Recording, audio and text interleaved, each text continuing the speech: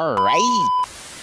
Alright! Kumusta mga Kaul TV? Another day, another spearfishing day na pagkakaroon, no? Tara ba ni kumorga po itong ganap dire ilaluman sa kadagatan, no? Karas ka po sa realidad niya likay sugus balay ba? Mga small clips, videos, kuha na itong topic, techniques para ikasakpa, share na ito dire social media.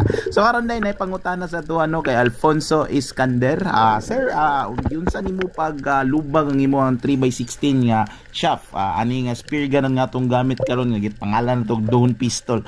So akong gibuhatan ni sir, no, isa ko lang siyang gibitay nyo, akong gibutangan og kanang sako nga murag bugat gid mga around mga 40 or 50 kilos niya.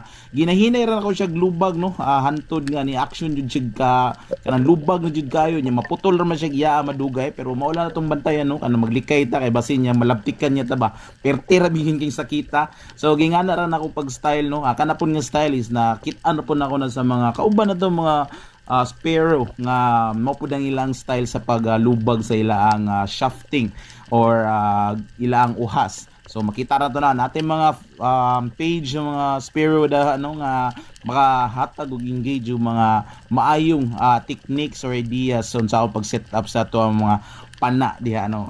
Sinaot na tubag akong anak. Hinaot nga natubag na ko ang imong pangutan na master, no. So ay sa diha, no, kaya ato sa tirahan ning usa ka asunghan. Klaro na kay gatalikod. Agoy gatuo man ko siya dili ni siya maabtan sa tong one bun nga spear gun. Wacha! Long range shot, no. Klaro kayo. Tuhog barbecue ang iyang style pagkatira sa usa ka surahan or sunod kumpati na kayo. So kani mo ra gyapon tong style is pagpamana, no, kanang shallow water hunt lang basta samutdag ka na tong gamit kay kani nga spear gun kani ato ang Dawn Pistol. Minagbaway ra gini kay ang tirada na ko ani nga isda ay nga pana, no, kay panud-an gid kayo nya kung makatagbo mo kitang mga daggong isda ako patubon kayo pwede po na to pangbaligya ba. So mga to, alright.